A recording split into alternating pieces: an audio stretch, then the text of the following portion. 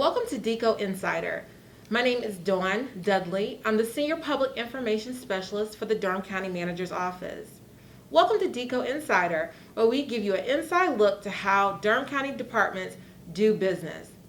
Today, we are joined by Monica Toomer. She's the clerk to the board for Durham County Government. She will share with us how to participate in board meetings and then also how to get involved with boards and commissions. Welcome, Monica. Hey, Dawn. Hey, Monica. Thanks so much for being with us today, and sharing some insight and information on how our community can get involved with our Board of County Commissioners and our elected officials. So first, start out, tell me how your office operates. What do you do as clerk to the board? So as the clerk, as the clerk to the board's office, we actually house all historical records for Durham County Government. We assist the commissioners with all meeting agendas, anything pertaining to travel, citizen engagement, meetings, any of that thing, any types of those things. We assist with we assist them with that. And then citizen engagement, boards and commissions, anything that the citizens reach out to us for with regards to the commissioners, our office assist them with that. So let's talk a little bit about your relationship with the Board of County Commissioners. So are you able to talk to us a little bit about the mandate, and does this look the same in every single state where there's a clerk that supports the Board of County Commissioners? It is, yes. So every county has a clerk that supports the county commissioners. Some counties are smaller, so they have more responsibility, but luckily for Durham County, we do just support the county commissioners in anything that they need. Okay, very good, very good. So let's transition to conversation about citizen involvement. So part of your responsibility in your board or your office is to provide citizen participation and involvement with county government. I know over the years in working with you, you all have celebrated citizens, so that shows that there's quite a bit of participation in various ways. Let's first talk about engagement and how they get involved with boards and commissions. How does a person, if they're interested, join a board or commission? What does that process look like? So we have a process. It's on our website. We have 43 different boards and commissions. Okay. They range from adult health, library, animal control. It's a vast variety of different boards and commissions. If citizens are interested, again, on the website, we have vacancy listings. We have steps on how to apply. It lists the requirements. It lists the dates and times that they meet so that citizens are aware of those requirements prior to applying for those positions. They can apply for, I believe it's up to 3 or 4 different boards. In a year, they can apply for 3 or 4 different boards, or at a time. At a time. Okay. They can apply for 3 or 4 different boards and commissions. Okay. And the commissioners vote on different positions monthly. Okay, so monthly. Yes, ma'am. So is there a date every month that you would have to apply by in order to be voted, your application to be voted on? Okay, good question. So, for example, we are in April. So the April vacancy list run from the 1st through the 30th, or the 1st and the end of the month. Okay. Those vacancies will be voted on in the May meeting. The first May meeting? The second May meeting. The of the second. month, Okay, at got 7 it. p.m. Yes, ma'am. Okay, okay. So one of the regular sessions. And every month, the Board of County Commissioners has 3 main meetings. The work session and then the 2 regular sessions per month, right? Okay, so you're saying that second meeting of the month is when they vote on those who have applied for boards or commissions? Yes, ma'am. Okay, that's good to know. Now, are there some boards or commissions that have more vacancies or more need to be met for participation? There are, and it varies. We have some boards and commissions where people are able to remain on those boards for certain terms. I don't have the exact information, but all of that is definitely on the website, the terms for each commission. We do, at this moment, we have a lot of vacancies for adult care. However, due to COVID, we have not been able to fulfill those requirements or those needs because the nursing homes and facilities and so forth have been closed down for outside visitors. So we do have a large need right now for those areas. And there are a few others. Again, I'm not 100% sure. I don't have that list in front of me, but all of the vacancies are available on the website. Got it. Are there some more popular boards? Because there's some that immediately come to mind for me when I think about boards and commissions. Are there some more popular ones that people apply for a lot? We have gotten a lot of interest in our new Safety Wellness Task Force. Okay. Women's Commission is a very popular board. Let's see, Library is a popular board. We have quite a few that are popular. We have quite a few that have been waiting for vacancies. And sometimes it is because of certain positions that need to be filled. Some positions may require only a nurse. Some positions may only require someone from a certain township or a certain area.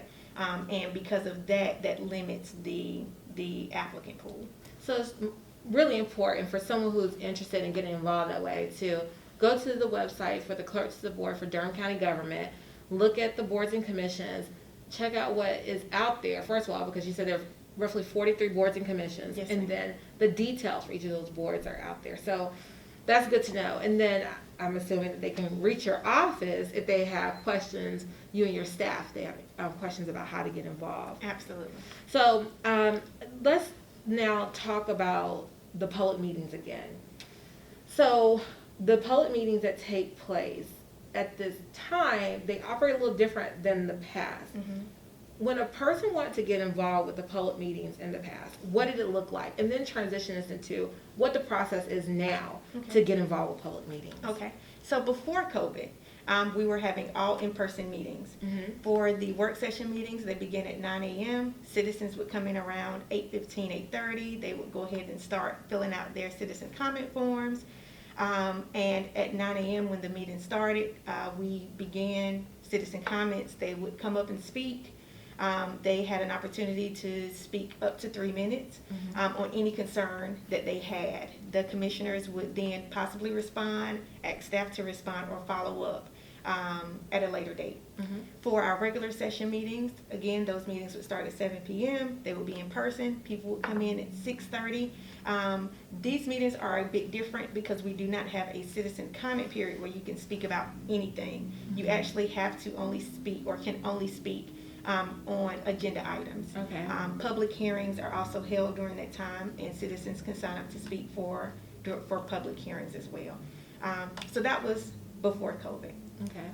Now that we are in a virtual setting, things are a bit different. We are no longer meeting in person. We have not had an in-person meeting since March of 2020. Okay.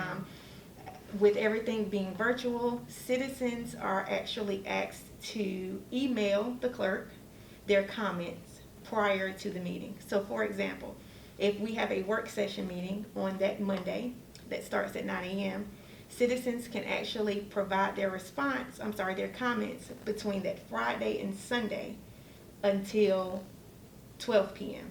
12 p.m. on that Sunday. Correct. Mm-hmm. When they provide their response to me, I put everything in an email. I forward it to the commissioners so that they are aware of the citizen comments, and then they are read live during the meeting. And this is during a work session? This is during a work session. Okay, what does it look like for a regular session? Regular sessions, it's the same exact thing. Citizens have until 2 p.m. on that Wednesday.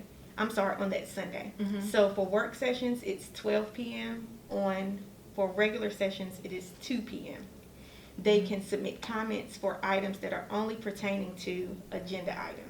Okay, got it. Mm-hmm. And you are talking about, when you say Sunday, I want to make sure we let our viewers know that Sunday is the day before the meeting, because you all meet traditionally on Monday. Correct, yes ma'am. Right, unless there's a holiday or something that switches the meeting schedule around. Yes ma'am. So work sessions, can you tell me the schedule in general for work sessions and regular sessions? Sure. As far as first, third, Yeah. second part of the month? So work sessions are every first Monday of the month. Mm-hmm. Regular sessions are every second and fourth Monday of the month. There is no meeting on the third Monday, and if there is a fifth Monday in the month, there is no meeting at that time either. Got it.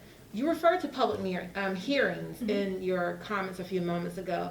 And so when there's a public hearing and a person makes comments, because we're not meeting in person at this time, how long does the window stay open for people to make comments? Good question. Thank you for asking that. Mhm. So there's a 24-hour public comment period Okay. for public hearings.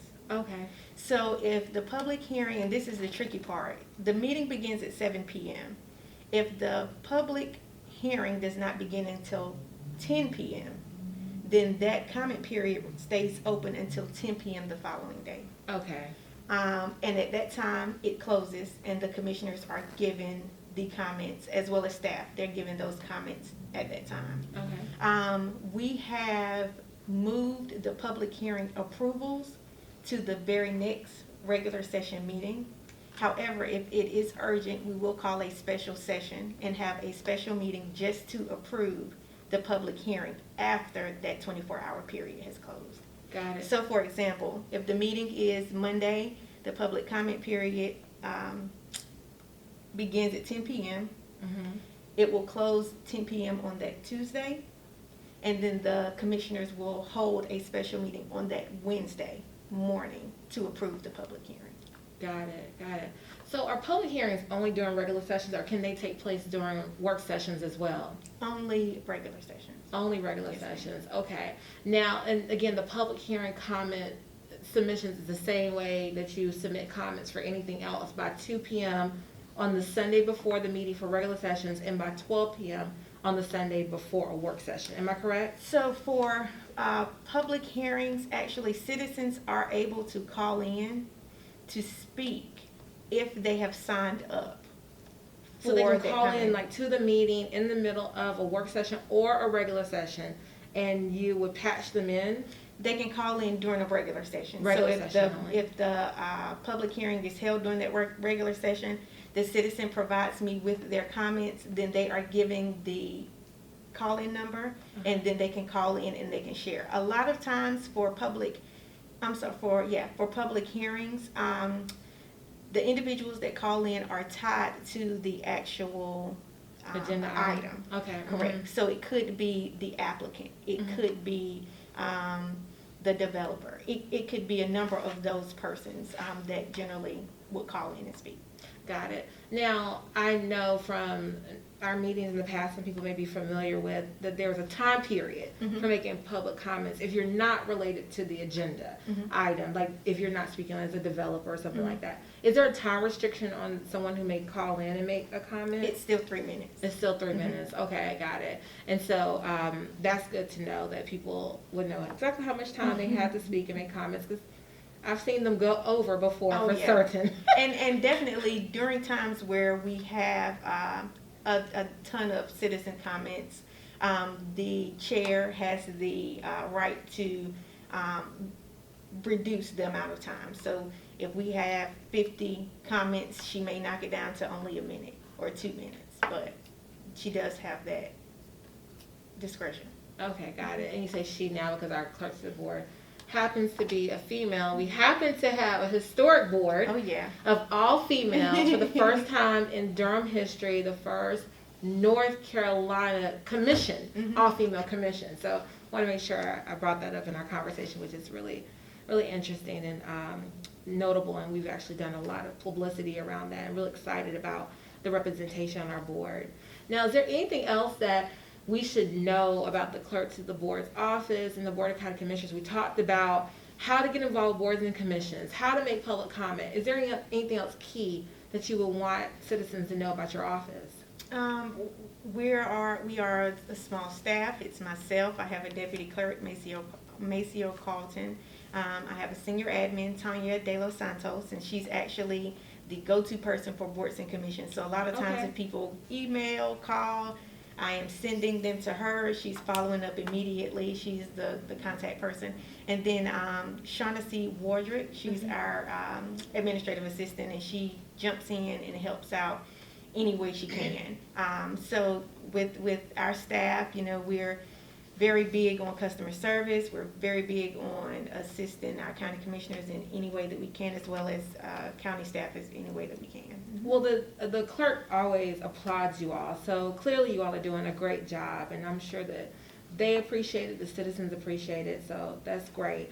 Now, you talked about communicating with your office, and you said emailing a number of times. if a citizen wants to email your office, how do they email or call? What's the best way to communicate and connect with your office? Our email, or my email, it is clerk@DCoNC.gov. That will come directly to me. I will forward it to any staff person that can assist, or I will get in contact with the commissioner if it is for a commissioner. Our office telephone number is 919-560-0025. That's our main line, and we can get you directed to whomever you need to go to. Okay, great. Thank you, Monica. I appreciate this conversation. It was insightful. I think a lot to cover, and I think about so much more as I'm talking to you that I know happens in the office in just the years that we work together. Mm-hmm. So maybe we'll have another conversation in the future about processes, but I think we covered some of the most important parts of what citizens need to know at this time and how to get involved and stay involved, even with the pandemic going on. Absolutely. Thank you so much for having me. I appreciate it. Thank you. So, if you like that DCo Insider and you want more content like it, go to our Durham County social media pages and like and subscribe to our YouTube page. We'll see you next time for another Inside Look.